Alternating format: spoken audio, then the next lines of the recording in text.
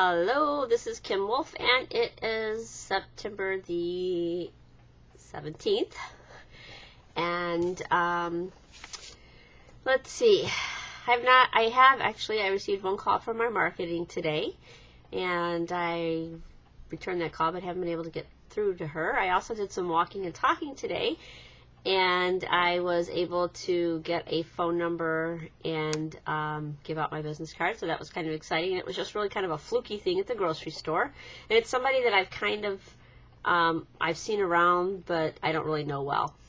And then I decided to take a big plunge and call somebody that is in another home-based business that I've heard was incredibly successful, and decided that I would take a just jump in there, like do it now. I think that's what McKay was saying, just do it. So I just did it, and I called her, and I didn't beat around the bush, and basically just said I'm looking to expand my business here in this area, and I met you and know this about you, and was wondering if we could maybe meet or spend some time talking and figuring out if we could help each other out in their businesses. And she really seemed to like that approach. And then she kind of laid the bomb on me, which was fabulous. She told me she has 2,800 people in her database. So no, that's not somebody that you want to talk to. But we're going to talk again and try and come up with some ideas that we can kind of work with and help each other out, maybe sharing some contact lists. That was one of the things we talked about today. So anyway, I'm just excited that I actually made the phone call, and that just gets me one step closer to success. And I have not done any customer follow-ups or done any presentations. I have not looked at my mentoring report today, although I did look at it yesterday, and made some calls after looking at that, because there are some people who I have one of my business builders who it looks like that she lost status. I wanted to follow up with her and look into that. And leading by example, I'm going to be doing some troubleshooting with one of my builders today. We're trying to come up with an idea. She is going to be going back to her hometown to do some presentations, and then we're also looking at coming up with some marketing campaign for another event that she and I are wanting to do together. So that's kind of my lead by example. Did speak to both of my mentors this week about the whole law of supply and trying to really come to terms with a dream versus a demand. And I think I get it. Like, I think I understand what it is in terms of, like, for me, this is how I'm looking at it anyway, that dreaming is kind of complacent because it doesn't really require an action.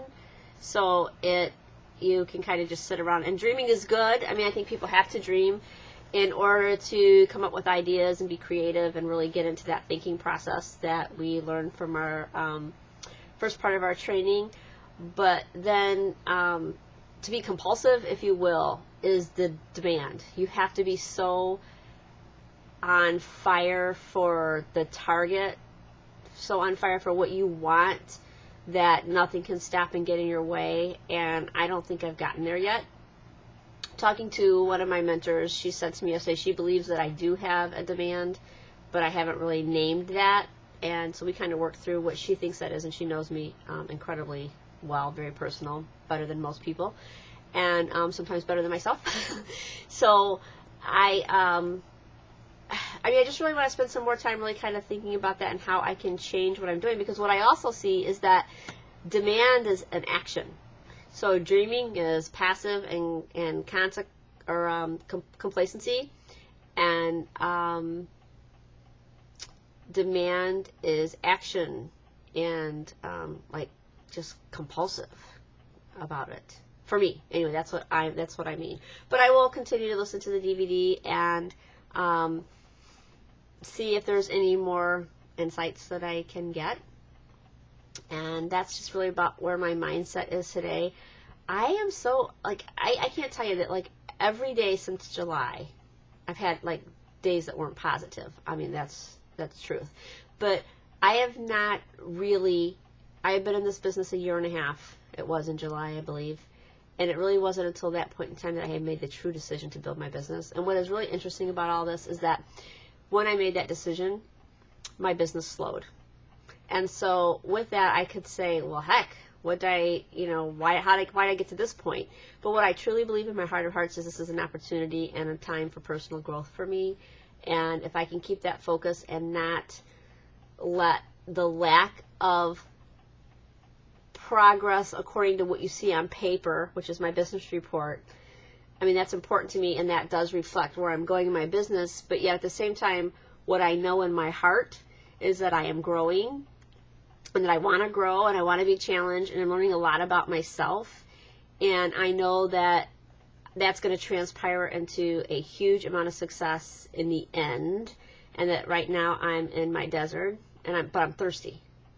So when you start dying of thirst, you'll climb out if you have to claw your way out. And I think therein lies the demand. So if I can get that and internalize that, I think I'll just be one more step closer to success. I was a tad bit disappointed when I first heard the information about supply and success, because when we got to the law of thinking, I thought, yeah, I got it. And so now I'm going to move forward. And then we get to the law of supply, and I go, oh, I don't have it all. So I walked through one door thinking that all the doors would open.